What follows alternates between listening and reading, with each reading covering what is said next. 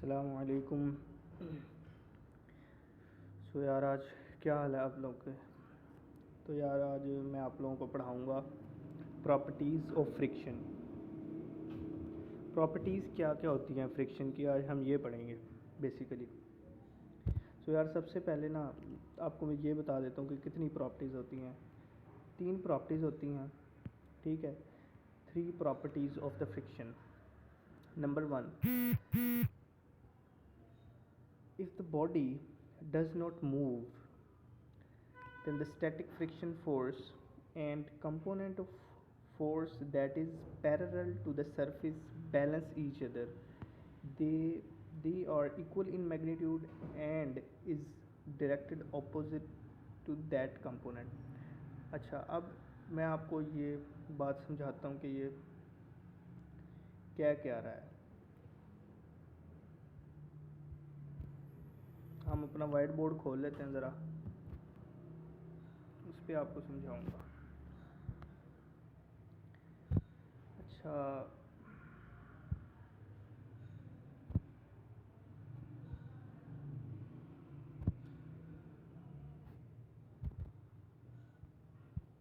अच्छा यार ये देखो, ये फॉर एग्ज़ाम्पल मेरे पास कोई भी ब्लॉक पड़ा है, सरफेस है, ये कोई भी टेबल है, जो भी आप कह सकते हैं, ठीक है। अब मेरे पास कोई किसी तरीके से भी फोर्स यूँ लग सकती है, यूँ लग सकती है, यूँ लग सकती है, यूँ लग सकती है, यूँ लग सकती है, यूँ लग सकती है, जिस तरीके से भी मैं फोर्स लगा लूँ, ठीक है। अब वो कह रहा है कि जो पैरेलल कंपोनेंट है ना फोर्स का,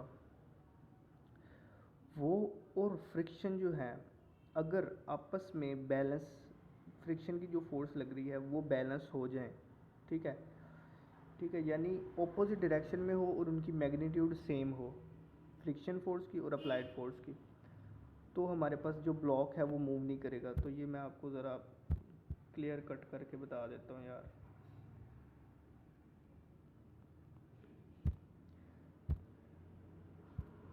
फॉर एग्ज़ाम्पल ये मेरे पास एक ब्लॉक है, अब मेरे पास कोई ये फोर्स लग रही है, ठीक है, फोर्स। अब ये कोई एक्स एक्सिस के साथ क्या बना रही है, एंगल बना रही है, ठीक है। अब मैं क्या करूँगा, इसके कंपोनेंट ड्रॉ करूँगा, एक ये कंपोनेंट और एक ये कंपोनेंट, ये एक्स कंपोनेंट, ये वाई कंपोनेंट, ठीक है।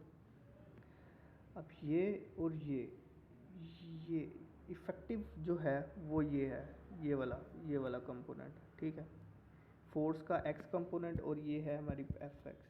अगर ये दोनों इक्वल इन मैग्नीट्यूड हो जाएं, हों, F S is equal to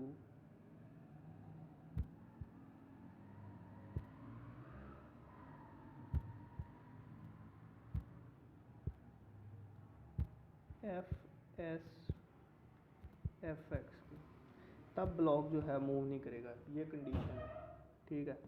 I hope so आपको समझ आ गई होगी इस बात की, ये मैं क्या कह रहा हूँ और मैं समझाने की क्या कोशिश कर रहा हूँ। वापस चलते हैं अपने उसी के ऊपर।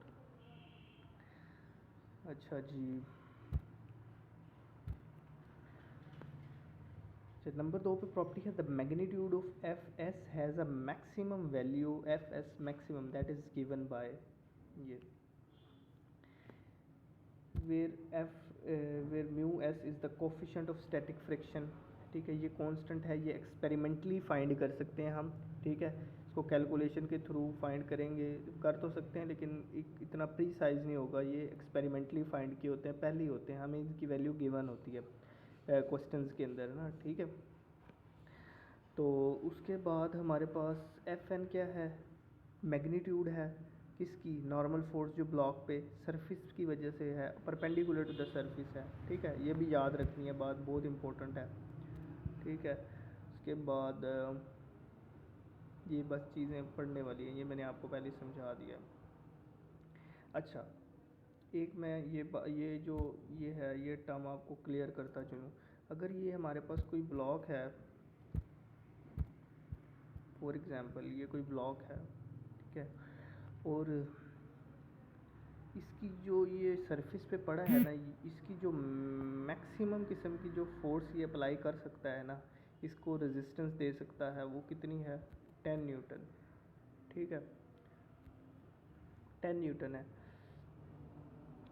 तो यार अगर हमारे पास हम इतनी फ्रिक्शन प्रोवाइड करें, आगे एग्जांपल भी है मैं आपको समझाऊंगा, अगर इससे कम कम हम फोर्स अप्लाई करते रहेंगे ना, ठीक है, तो भाईजान हमारा जो ब्लॉक है वो मूव नहीं करेगा, क्योंकि हमारे पर मैक्सिमम जो वैल्यू है ना फ्रिक्शन की वो ज़्यादा है टू अप्लाइड फोर्स की। मैं 10 से लेस देन जितनी भी वैल्यू पुट करता रहूँगा, 10 से लेस एफ अप्लाइड की, ब्लॉक मूव नहीं करेगा। जैसे ही मैं अप्लाइड 10 से ग्रेटर जैसे ही अप्लाइड करूँगा ना फोर्स, तो हमारे पास ब्लॉक जो है वो क्या करने लग जाएगा, मूव करने लग जाएगा। जब ब्लॉक मूव करने लग जाएगा तो भाई ये कैंसल टर्म, हमारे पास एक टर्म आ जाएगी जिसको हम क्या कहेंगे, काइनेटिक फ्रिक्शन।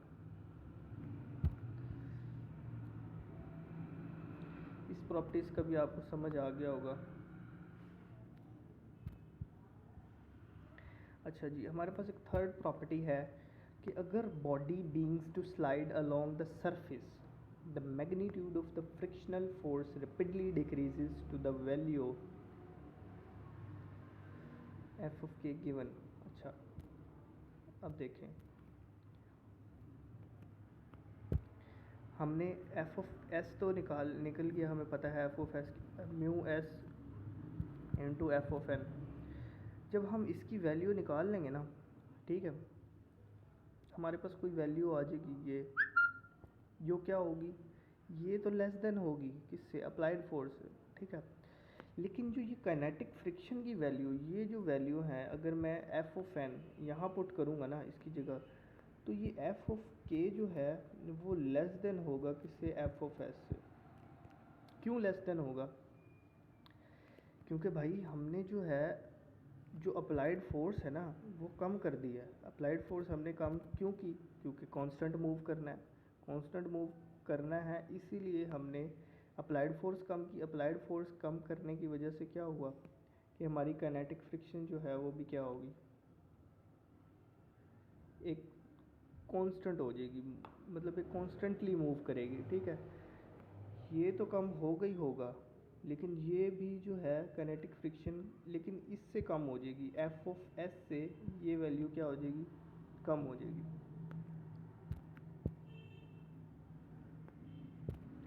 अच्छा, ये हमारे पास kinetic coefficient of kinetic friction है, ये भी हम एक्सपेरिमेंटली फाइंड करते हैं। अच्छा अब यार मेरे पास ना एक ये एग्जांपल है, मैं आपके लिए लेके आया, मैंने कहा यार आपकी अंडरस्टैंडिंग के लिए आपको मैं ये एग्जांपल भी समझाऊं। अच्छा, हमारे पास एक ब्लॉक है, वो फ्लोर पे पड़ा हुआ है, ठीक है।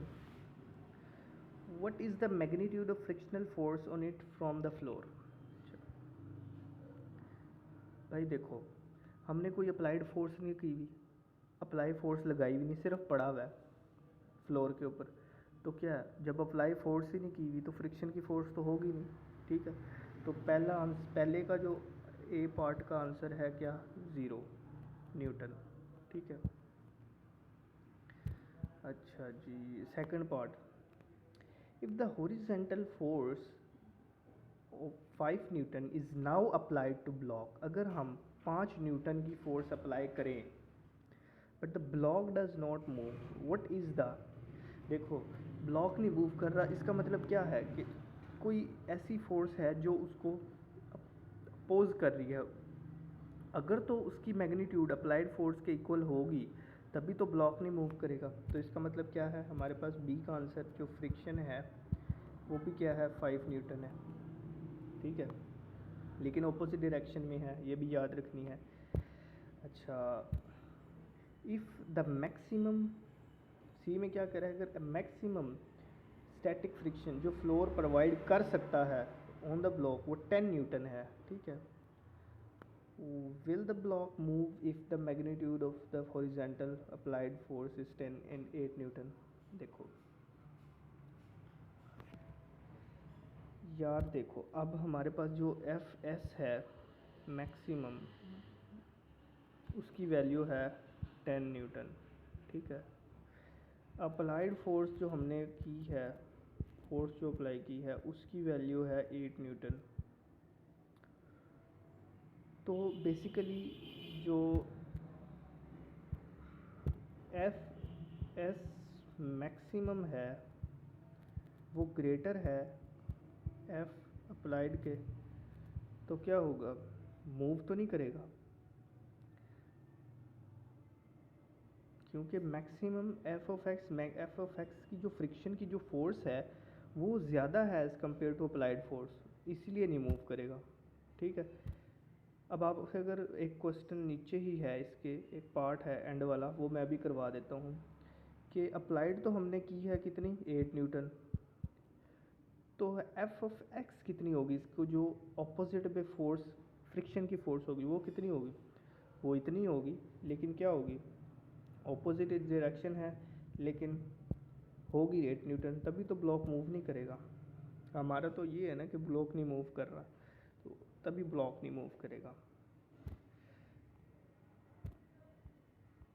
अच्छा जी, डी पार्ट है इफ़ इट इज़ 12 न्यूटन। अब देखो, अब वो कह रहा है अगर 12 न्यूटन है तब क्या हो जाएगा।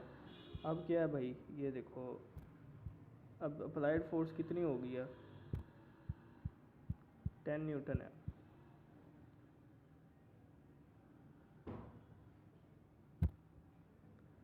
जो कि क्या है, ग्रेटर है एफ ऑफ एक्स मैक्सिमम से, तो क्या करेगा भाई, ब्लॉक मूव करेगा, करेगा, क्यों नहीं करेगा, क्योंकि 12 न्यूटन होगी यार। अप्लाइड फोर्स क्या होगी यार applied force 12 Newton 10 applied force 12 Newton होगी, है ना, ये मैंने सॉरी गलत लिख दिया, अप्लाइड फोर्स 12 न्यूटन होगी, बल्कि जबकि ये क्या है 10 न्यूटन है, तो क्या हो जाएगा, ये ज़्यादा, ये बड़ा हो जाएगा, ये छोटा हो जाएगा, तो इसका मतलब क्या है, अप्लाइड फोर्स, तो ब्लॉक क्या करेगा, मूव करेगा।